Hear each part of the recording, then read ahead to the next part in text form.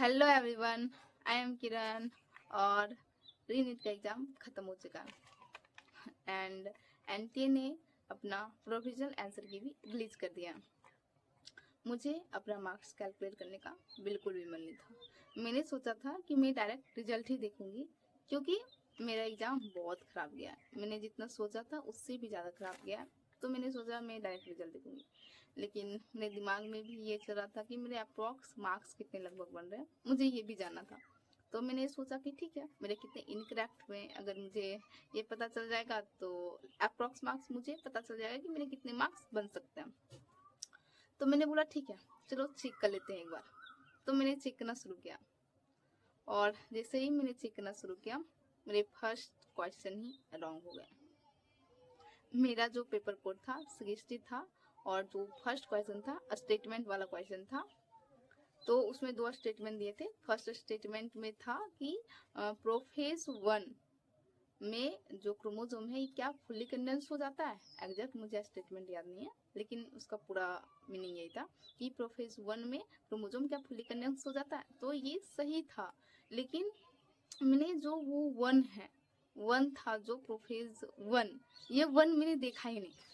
पता नहीं क्यों, लेकिन वो 1 मैंने देखा ही नहीं, और मैंने उसे इनकरेक्ट कर दिया। क्योंकि प्रोफेज शिफ्ट होगा तो वो माइटोसिस में चला जाएगा, और माइटोसिस का जो क्रोमोसोम है वो मेटाफेज में फुल्ली कंडेंस होता है। तो मैंने माइटोसिस समझ के मैंने उस क्वेश्चन को रॉन्ग कर दिया। लेकिन वो था म्यूसिस का। म्यूसिस में प्रोफेज 1 में ही क्रोमोसोम फुल्ली कंडेंस हो जाता है। फर्स्ट क्वेश्चन, आगे मुझे बिल्कुल भी चेक करने का मन नहीं था, लेकिन मैंने बोला ठीक है, कोई बात नहीं, एक क्वेश्चन रॉन्ग में तो बाकी हो सकता है सारे सही हो।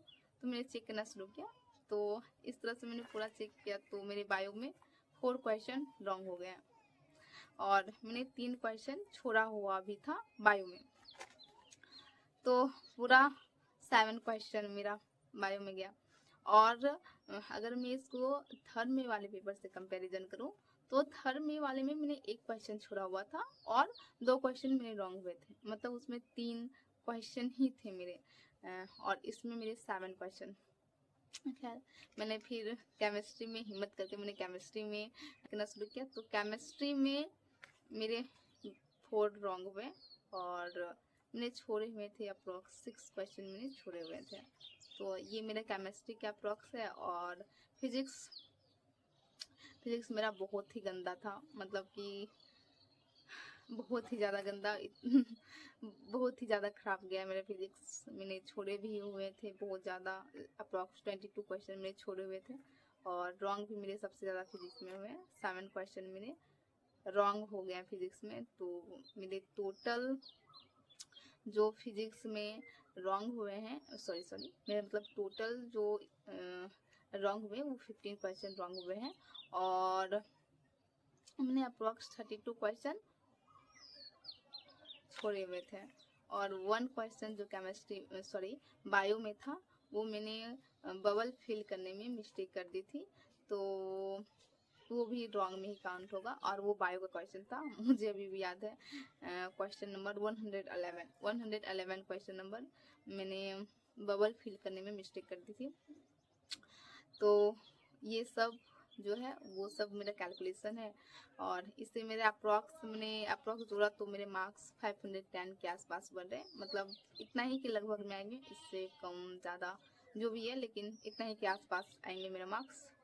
इस मार्क्स में मुझे पता नहीं क्या मिलेगा। एमबीबीएस तो कहीं से भी नहीं मिलेगा, कुछ भी हो जाए नहीं मिलेगा मुझे। मैं सोचा था कोई बात नहीं, एमबीबीएस नहीं मिलेगा तो तुम बीएमएस में ले लूंगी, बीएमएस आयुर्वेदा।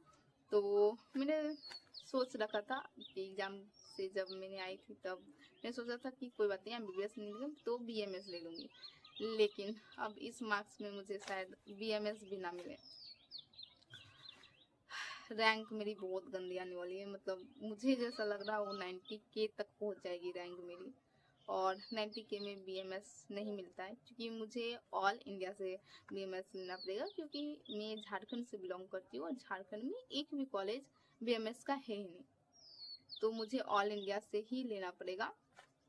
और ऑल इंडिया में के लिए रैंक अब मैक्सिमम 50 के तक चाहिए।